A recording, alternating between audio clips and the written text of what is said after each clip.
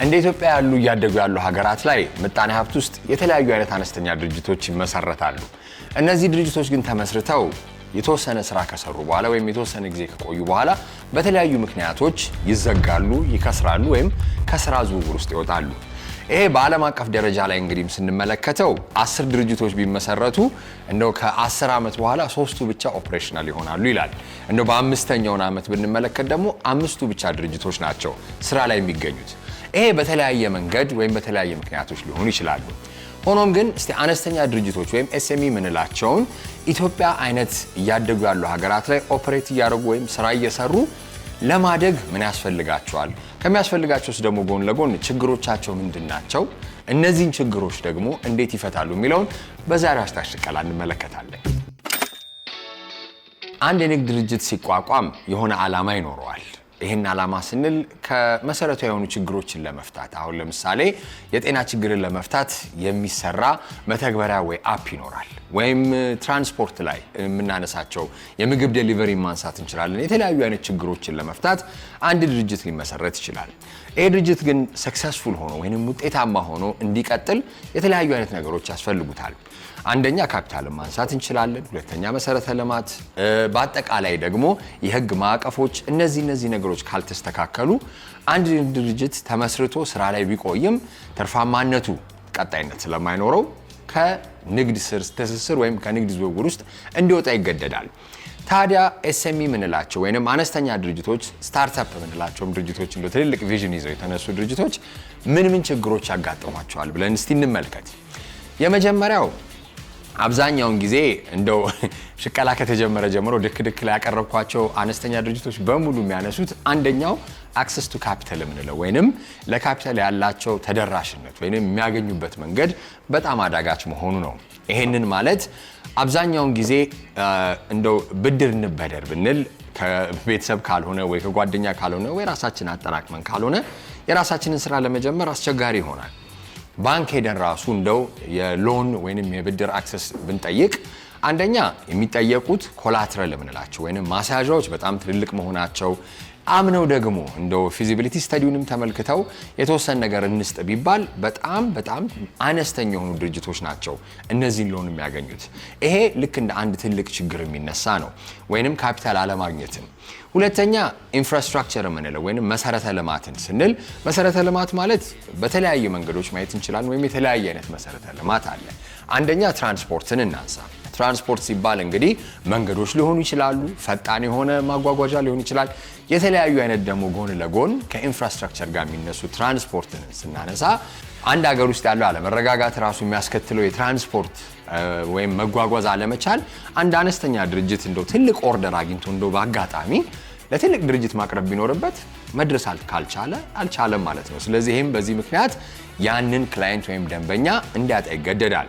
ሌላኛው ደግሞ ፓወር ወይንም የኤሌክትሪክ ኃይልን ማንሳት እንችላለን። ውሃን፣ የተለያዩ አይነት ነገሮችን ማንሳት እንችላለን። ታዲያ መሰረተ ልማት በትክክል ተዋቅሮ አገልግሎት እየተሰጠ ካልሆነ በጣም አስቸጋሪ ይሆናል። ሌላኛው ደግሞ የህግ ማዕቀፍ መነሻ ላይ እንዳልኩት ሬጉላተሪ ፍሬምወርኩ ወይንም ማዕቀፉ በትክክል ካልሆነ አንድ ድርጅት ከንግድ ፍቃድ ማውጣት አንስቶ የተለያዩ አይነት ሬድ ቴፖች ወይንም መሰናክሎች ካጋጠሙት እንደውም ተመስርቶ ስራ መስራት አይደለም መመስረቱ ላይ ራሱ ችግር ሊያጋጥመው ይችላል። ሌላ ደግሞ የግብርን ማንሳት እንችላለን። የተለያዩ አይነት እቃ ለማስገባት ጉምሩክ ላይ የሚያጋጥመው ችግር፣ እነዚህ ሁሉ ስናነሳ እነዚህ መሰረታዊ 3 ትልልቅ ችግሮች የሚባሉት እነዚህ ናቸው። ተጓዳኝ ደግሞ ምንላቸው ችግሮች አሉ። አንደኛ አንድ ድርጅት ይመሰረትና ዋናው ማኔጀር ሊፈልግ ይችላል፣ አካውንታንት ሊፈልግ ይችላል፣ የተለያየ አይነት የተማረ ሰው ኃይል ሊያስፈልገው ይችላል። ታዲያ ሀገር ውስጥ ያለው የተማረ ሰው ኃይል በሁለት መንገድ ማየት እንችላለን።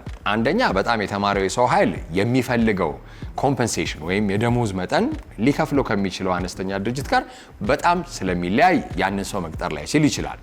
በሌላኛው ጎን ደግሞ አይ በቃ እሺ በአነስተኛ ደሞዝ እንኳን ልቅጠር ቢል እውቀቱ ያለው ክህሎቱ ያለውን ሰራተኛ ለማግኘት በጣም ይቸገራል። ስለዚህ የታለንት ቱ ማርኬት ፊት የምንለው ወይንም የችሎታ ወይንም የሰው ኃይል ከገበያው ጋር ወይም ከምጣኔ ሀብት ዘርፉ ጋር ያለው ትስስር ወይም መጣጣም አለመኖር እንደ ትልቅ ችግር ይነሳል።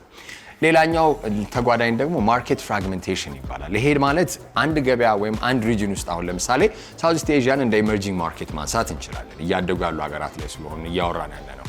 እነዚህ አይነት ሀገራት ላይ የተለያዩ አይነት የግብይት ባህሪያት አሉ። ኮንሱመር ቢሄቪየር የምንላቸው አንድ ሰው መግዛት የሚፈልገው አገልግሎት በጣም ስለሚለያይ ለደሞ አገልግሎቱ ብቻ ሳይሆን ለዛ አገልግሎት ለመክፈል ፈቃደኛ ነኝ የሚለው ራሱ የገንዘብ መጠን ሊለያይ ይችላል።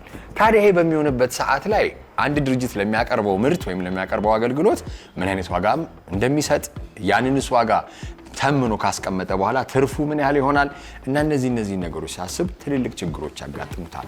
ስለዚህ እነዚህን 5 ችግሮች ስኬሊንግ አፕ ላይ ወይንም አንድ ድርጅት ራሱን ለማሳደግ ከሚያጋጥሙ ችግሮች መካከል ይጠቀሳል። ከዚህ በመቀጠል እንግዲህ ለነዚህ ችግሮች እንደው ቀጥተኛ እንኳን ትስስር ባይኖራቸው እንደ መፍትሄ ሐሳብ ወይንም እንደ መፍትሄ መንገዶች ሊሆኑ ይችላሉ የሚለው እናያለን። ከዚህ በፊት እንግዲህ ችግሮቹን አንስተናል። ለችግሮቹ ትክክለኛ መፍትሄ ናቸው ለማለት የተለያዩ አይነት ገበያዎች ውስጥ የሚደረጉ ተለዋዋጭ የሆኑ ነገሮችን ሴተሪስ ፓሪበስ ብንለው ወይንም ኤቭሪቲንግ ሪሜንስ ኮንስታንት ይባላል በኢኮኖሚክስ ፍልስፍና። እንደው ሁሉም ነገር እንዳለ ሆኖ ቢሆን እነዚህ ችግሮች ብቻ ቢኖሩ በምን መልኩ ማስተካከል ይቻላል የሚለውን እንመልከት። እንደ መፍትሄ ሐሳብ የሚያስቀምጡት እንግዲህ የተለያዩ አይነት የምጣኔ ሀብት ተመራማሪዎች አንድ ድርጅት ስኬል አፕ ለማድረግ ወይንም ራሱን ለማሳደግ እያደጉ ያሉ የምጣኔ ሀብት ሀገራት ላይ ማድረግ ካለባቸው ነገሮች 5 እንደ መፍትሄ ሐሳብ ተቀምጧል። የመጀመሪያው ዲጂታል ትራንስፎርሜሽን ይባላል ወይንም የዲጂታል ቴክኖሎጂንም ልንለው እንችላለን። የተለያዩ አይነት አዳዲስ መንገዶችን መጠቀም እንደ አንድ መፍትሄ ነው። ምክንያቱም ችግሮችን ለመፍታት ስንነሳ ዋናው ነገር ምንድነው? ኮንቪኒየንስ የምንለው ወይም ምቹነትን ተጠቃሚ ለማድረግ ነው። የዲጂታል ትራንስፎርሜሽን ወይም የዲጂታል ለውጥን በጣም አስፈላጊ የሚያደርገው ምንድነው? ዓለም በጣም እያደገች ያለችበት ቴክኖሎጂ ሁሉ ነገር ላይ እንደው በህይወታችን ውስጥ ያለውን ነገር በጣም እየቀየረ ስለመጣ ባንክ እንኳን ቅርንጫፍ ሄደን ክፍያ መፈጸም አቁመን ወይንም እንደው ከግማሽ በላይ በሆነ መንገድ ሞባይል ፔመንቶች፣ ኢኮሜርስ ፕላትፎርሞች ስላሉ በጣም ዘመናዊ የሆኑ የክፍያ ስርዓቶችን መዘርጋት ከዛም ጎን ለጎን ደግሞ ኦቶሜትድ የሆነ ወይንም በጣም የተሳለጠና ራሱን ከሰው ንክኪ ውጪ የሆኑ የማምረት ዘዴዎችን ብንጠቀም በጣም የተሻለ አማራጭ ይሆናል ስኬል አፕ ለማድረግ ወይም ለማደግ አንድ ድርጅት ሲያስብ ነው። ሌላኛው ደግሞ በጣም እንደው ፈጠራ የተሞላበት ፋይናንሲንግ ሶሉሽኖች ይላል ወይም ኢኖቬቲቭ ፋይናንሲንግ ሶሉሽንስ ይባላሉ። ይሄም ማለት ምንድነው?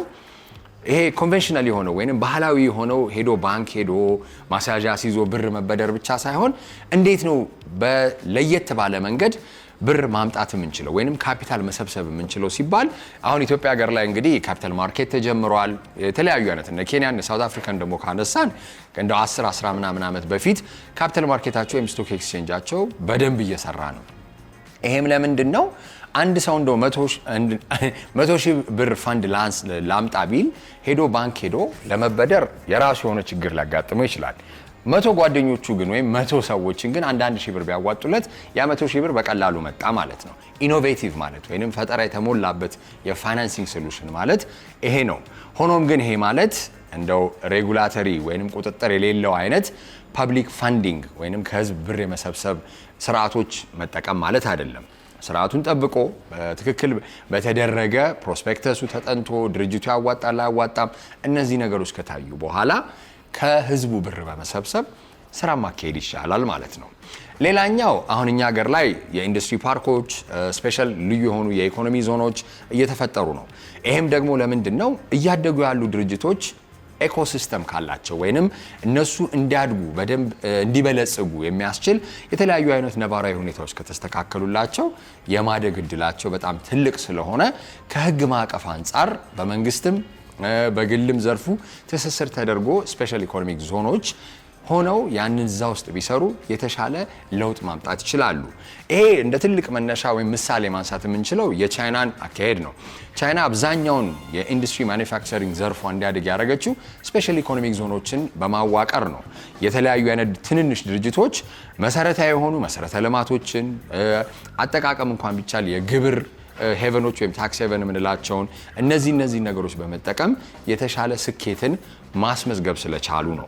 እነዚህን እንግዲህ ካነሳን አይቀር ትምህርት ላይ ወይንም ታለንት ቱ ማርኬት ፊት ክፍተት አለ ብያለሁ። ይሄ ደግሞ በጣም ከፍተኛ ደሞዝ መክፈል ባይችል አንድ አነስተኛ ድርጅት እያደገ ያለ ድርጅት ማድረግ የሚችለው ከዩኒቨርሲቲዎች ጋር ፓርትነርሺፕ መፍጠር ይቻላል። ዩኒቨርሲቲዎች ጋር ምንድነው አራተኛ ዓመት ተማሪዎች ይኖራሉ ለግራጁዌት ሊያደርጉ ዝግጁ የሆኑ ከነዚህ ዩኒቨርሲቲዎች ጋር የሚፈጠር አጋርነት እንደው የተለያዩ አይነት ኮርሶችን የሚወስዱ ተማሪዎቻችሁ ጎበዝ የሚባሉ ተማሪዎች እነማን ናቸው? ሾርት ድሮ አዲስ አበባ ዩኒቨርሲቲ ይደረግ ነበረ። እኔ ትዝ እንደሚለኝ ኢትዮ ቴሌኮም፣ የኢትዮጵያ አየር መንገድ፣ ንግድ ባንክ አብዛኛውን ጊዜ ከፋካልቲ ኦፍ ቢዝነስ ኤንድ ኢኮኖሚክስ የሚወስዳቸው ተማሪዎች ነበሩ፣ ሰቃይ ተማሪዎች ተብሎ ማለት ነው። ልክ እንደዛ ሊመረቁ የተቃረቡ ተማሪዎች ጋር ያላቸውን ግንኙነት እነዚህ አነስተኛ ስኬሊንግ አፕ የሚያስፈልጋቸው ድርጅቶች ቢፈጥሩ ተመጣጣኝ በሆነ ደሞዝ እነዚህን ክህሎታቸውን ያዳበሩ ወጣቶች ማሰራት ይችላሉ። ሌላኛው ሪጂናል ኢንቴግሬሽንን ወይንም ቅድም ያነሳሁት በጣም የገበያ መለያየት የደንበኛ ወይንም የሸማቹ ባህሪ በጣም መለያየትን በተሻለ መንገድ አድረስ ለማድረግ ወይንም መፍትሄ ለመስጠት ክልላዊ የሆነ ትስስርን ብንፈጥር አሁን እኛ ጋር የአፍሪካ ፍሪ ትሬድ ዞን እየተደረገ ነው። ኢጋድ አለ። እነዚህ የተለያዩ አይነት የምጣኔ ሀብት አጋርነትን የሚያበለጽጉ ወይም የሚያሳድጉ ፓርትነርሺፖች ቢፈጠሩ ወይም ሪጂናል ኢንቴግሬሽን ቢኖር የኢትዮጵያ ምርት ኬንያ ሄዶ እንዲሸጥ የኬንያ ምርት ታንዛኒያ እንዲሸጥ እነዚህን ነገሮች ቢሰሩ በመንግስት ደረጃ በግል ዘርፉ ያሉ ደግሞ ማኒፋክቸረሮች ቢያደርጉት የተሻለ አይነት ውጤትን እያደጉ ካሉ ሀገራት እያደጉ ያሉ ምጣኔ ሀብቶች ውስጥ የሚኖር የተሻለ ውጤት ማምጣት ይቻላል።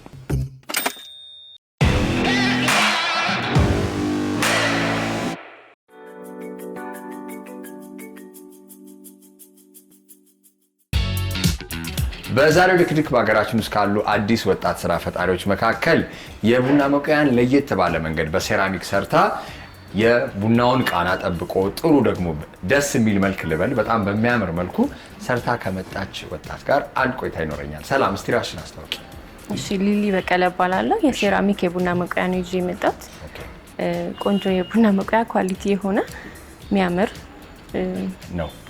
እኛ እንግዲህ የምንጠቀመው ይሄ የተለያዩ አይነት ቆርቆሮ ነገሮች ነበሩ አይደል? ወይ ሜታል ነገር ነው የሚቆላበት አይደል? ብረምጣድም አንዳንዴ ይደረግ ነበር። ሴራሚክ የሚለውን ነገር እንዴት አሰብሽ? አክቹሊ የታሰበው ከውጪ ነው፣ እንትኑ የመጣው ከውጪ ነው። ኑቮ ሴራሚክ ኮፊ ሮስተር ካወቀው እሱን ነበረ መጀመሪያ ማመጣውና ሰዎች ተወዳጅነት በጣም አተረፈ። ግን በጣም ውድ ነው፣ $64 ነው ጉግል ላይ ካየው ቼክ አረከው የሚሸጠውና በዚህ ደግሞ ባለው ምንዛሬ ስትመጣው ብዙ ነው። ለምን ኢትዮጵያ ውስጥ መሰራት አይችልም ብዬ አሰብኩኝ።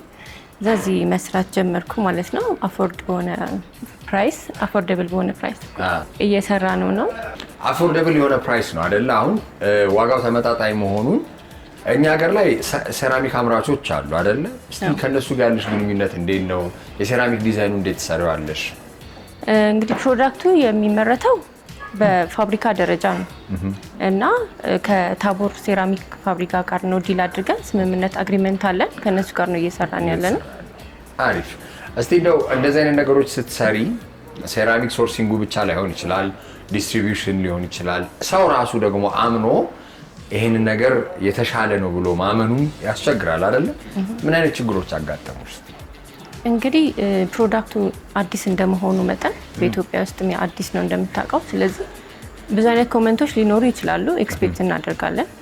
ኮሜንቶችን በጣም ለመቀበል ክፍት ነን፣ እየተቀበልን ነው። ከዚህም በኋላ እንግዲህ ከስተመሮቻችን ያለውን ኮሜንት እንዲሰጡን ስንል በትህትና እንጠይቃለን እና ራሳችን ለማስተካከል በጣም ዝግጁ ነን እና እያስተካከልንም ነው።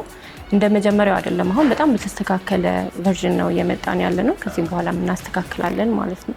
ኦኬ። እንደ ፕሮቶታይፕ መጀመሪያ ላይ ትንሽ እንዴት ነው ለመያዣ ያስቸግራል ወይ የሆነ ነገር ሙቀት ደግሞ ዲስትሪቢዩት ያደርጋል መሰለኝ አይደል? ሴራሚክ አይደል? እንዴት ነው እነሱን ነገሮች አላስቸገሯችሁም? ዲዛይን ዋይዝ ያን ነገር ለማምጣት የሚያስቸግር ይመስለኛል። አዎ፣ ዲዛይኑ እንዳልኩ ከኑቮ ነው፣ ግን አሁን እንዳያቃጥል ዲስትሪቢዩት ሲያደርግ እንትኑ መያዣም ያስቸግራል፣ ያቃጥላል። ስለዚህ መያዣውን በቆዳ የተለበጠ ነው ያደረግነው እና በጣም ያምራል ስታየውም ቆዳው። እንደገና ደግሞ ሁለት ፐርፐዝ ነው የሚኖር፣ እንዳያቃጥልና ውበትም አለ። ውበትም እንዴ ነው። በጣም አሪፍ።